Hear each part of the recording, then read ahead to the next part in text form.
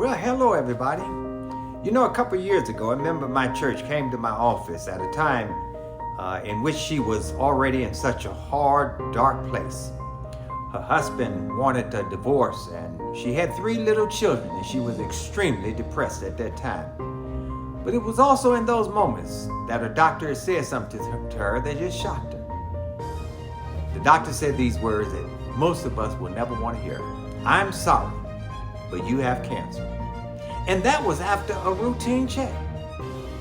So she told me how everything around her got incredibly quiet, and it seemed as if nothing was moving. And if in fact things were moving, they were moving slowly. And she said, "I could hear the doctor continuing to talk, but I couldn't make out his words. After he told me I had cancer, I couldn't figure out anything else he said. I could feel words trying to form in his mouth, but I couldn't hear anything.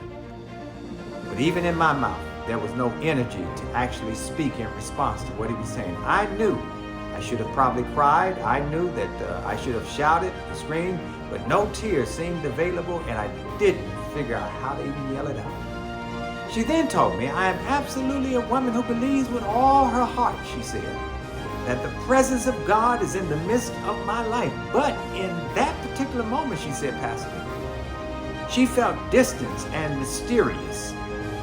She was just stunned. And then all of a sudden, she said, I felt okay." And then she turns around right after that and says, "Suddenly I felt stunned again. I wanted to hold it together, but then falling apart seemed quite reasonable to me at that particular time." She says, "I was scary. I was afraid when the doctor shocked me with this test result. I didn't know what the future was now going to hold for me and my 3 children, with the absence of my husband." But she said it was during that time that God had so many people around her who shared simple words that became powerful revelations, reminding her how very near God was to her. She said, "I believed also that it's in times like these that desperation often leads us to great revelation." She said it was powerful at that moment in that office. She said all you have to do is make the choice to look for and to be open to these powerful alternatives to even bad news.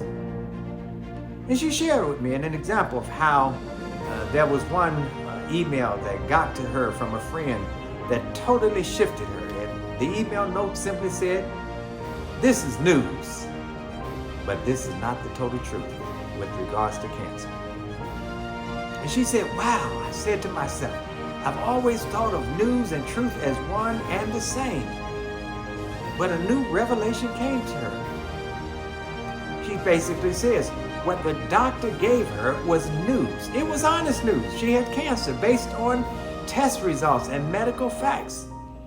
But then after she began to access what was the truth, she discovered that the truth transcended the news.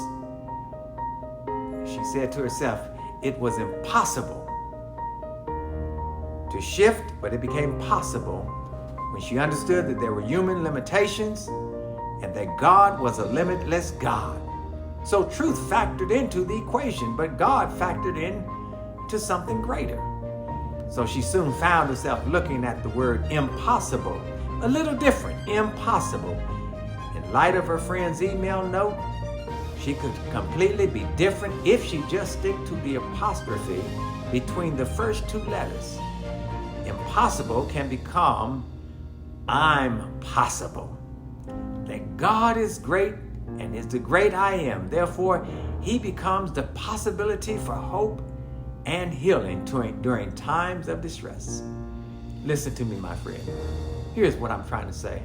Maybe you just got some bad news. News of an impossible financial situation. News of impossible family situation. News of an impossible job situation. News of an impossible friend situation. News of an impossible medical situation. News of an impossible global situation. Whatever news you just got or will get, I pray that you do what the member did and what the member's friend advised her to do. What you've heard is news, but there is something that is different from news and greater than news, and it's called God's truth. And so God is always making a way for you. He even said this, I am the way and the truth and the life. No one comes to the Father except through me. John 14:6. And God reminds us that he is forever faithful, that no matter what happened, he is faithful in making a way out of no way. He said he is the maker of heaven and earth, the sea and everything in them. He remains faithful forever. Psalms 146:6. He even says, I'm holding you up. I'm the one doing that in spite of cancer. Yet I am always with you. You hold me by my right hand, says the psalmist in Psalm 73:23. And so one of the greatest comforts to us is this. No matter what you're facing, know that somehow God will use it for good. That God will be your possibility in the midst of what can sometimes feel so impossible. Of course, even if you still have those less spiritually secure moments when you feel like you're sinking into a consuming fear of the unknown, just remember that when you're thankful in spite of, God will absolutely guide you in his truth and teach you all things. Psalms 25:5. Y'all have a blessed day. God be with you until we talk again.